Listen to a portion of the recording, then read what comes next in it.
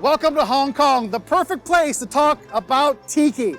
Now, back in the day, every Chinese restaurant on the West Coast featured a tiki bar. We're gonna talk to some OGs of tiki and learn a little bit about past, present, and future. Now, you guys might have heard a lot about us in Hong Kong in the news, but we're just like you guys. We're trying to thrive and survive within our community. So what better way to escape all of this for a bit than with a little bit of tiki magic?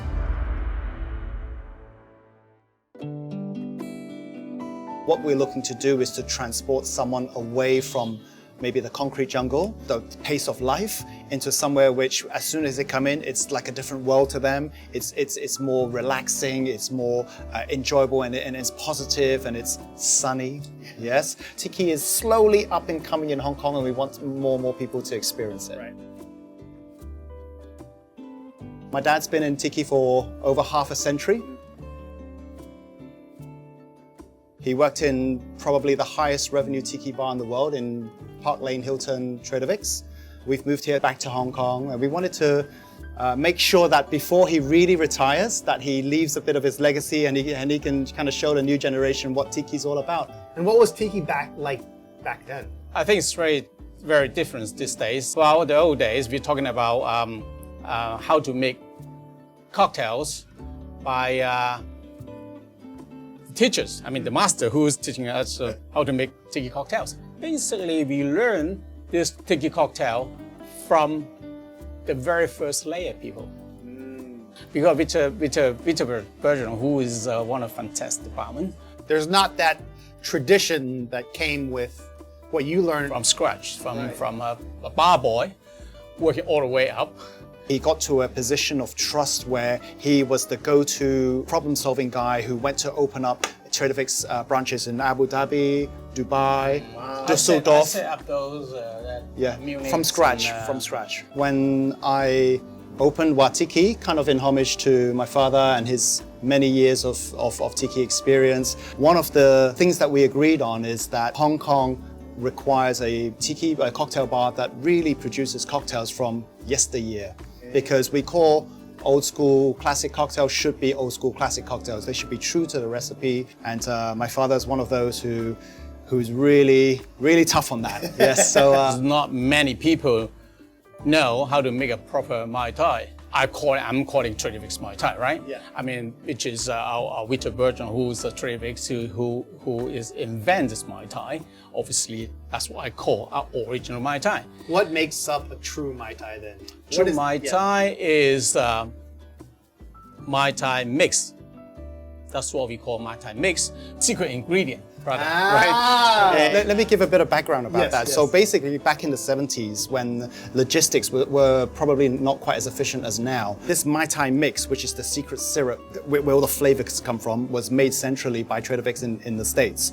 But because of a concern that, as it was the first international outlet, there was a concern that maybe it couldn't get there on time, would run out of Mai Tai mix. Right. So they very reluctantly taught very few people how to make it in case we ran out. So my dad was one of these people. And obviously, as logistics improved, they skipped that, and it was never divulged to anyone else. So even now, when he tries the Mai Tai mix in Trader Vic's, it's a little bit different from back then. A little bit different. So we make the Mai Tai mix at home now. So You're at your house. Yes, it's a real secret. It's absolutely. For people who love tiki, Mai Tai is known as the king of tiki cocktails. The very first original Mai Tai didn't have a Mai Tai mix. What they had was a orgeat syrup. They put some off-the-shelf ingredients. That was the original Mai Tai that he made for his friend. The friend said, Mai Tai. So she was Tahitian, and Mai Tai meant the best. So he said, okay, I'm going to name that the Mai Tai. So that's the original story. Obviously, what happened since then was that Trader Vic's went back and he developed a Mai Tai mix, which had a much more intense and explosive array of flavors, and that is now the original Mai Tai from Trader Vic's. Right. Yes. So even the garnish is still old school. The best looking combination is supposed to be yellow, red, and green with a white straw. So we still follow this tradition.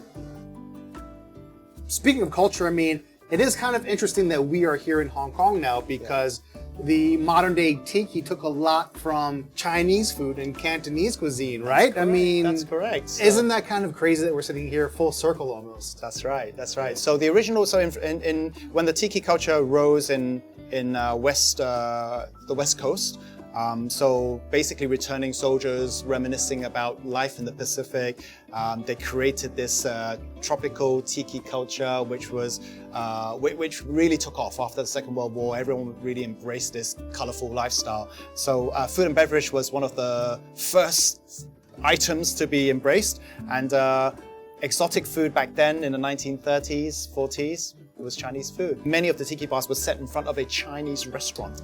In fact, the original Trader Vic's was in front of a Chinese restaurant. His partner was a Chinese immigrant. My family also, when they first went to America, opened up a Chinese restaurant. And we, of course, had tiki mugs everywhere, right? There you go. Yes. So how do you guys feel about Americans taking this exotic thing and making it their own? How do you guys feel about that? To be honest with you, if it wasn't for the Americans, then this whole tiki culture probably wouldn't be where it is today.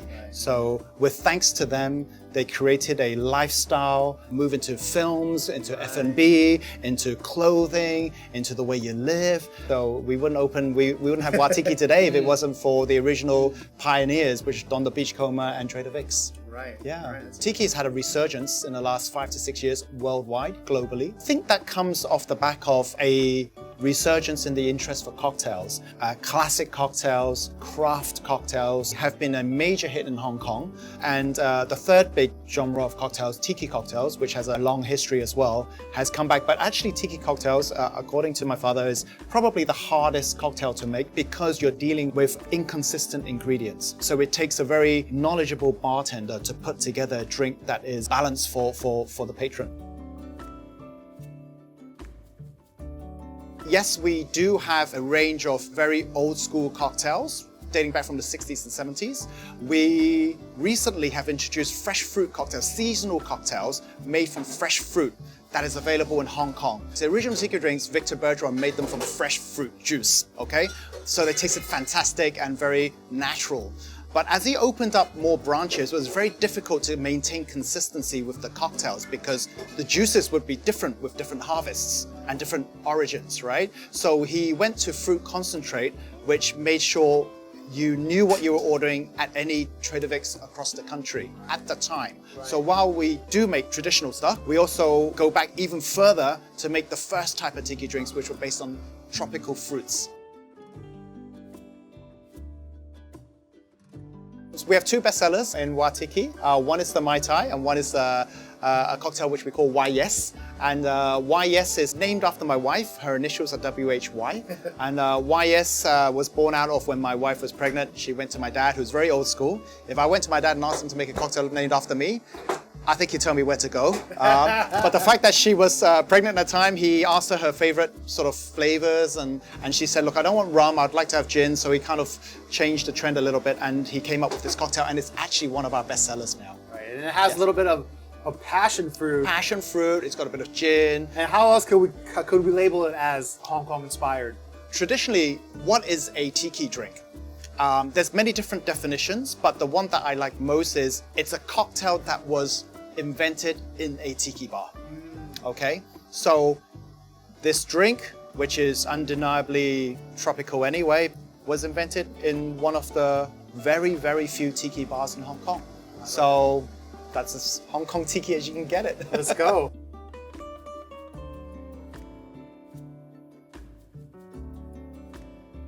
This is our house mark Yeah. with the turtles. The spirit of Wahtiki has to be after my dad, who's been in the industry for so many years. Yes. He's the guy behind the bar training all these guys. So the turtle symbolizes a very east and west longevity, traveling from destination to destination. It's a very revered and respected symbol in our culture.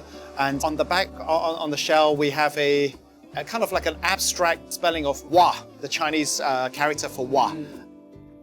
Maybe, I'm sure a lot of people are like, oh, I want Uncle Wa to teach me the secrets. How do they get in contact with you guys? Actually, we have a Yes, tiki cocktail class. Oh. So we're trying to promote the love of tiki. So every week or every couple of weeks, we have this tiki making class where we invite people to come and behind a bar station, and they learn how to make a tiki cocktail, and they can be closer to the thing that they make, that they drink. Yes. I love to do that. Yes, I pass to other generations, Yeah.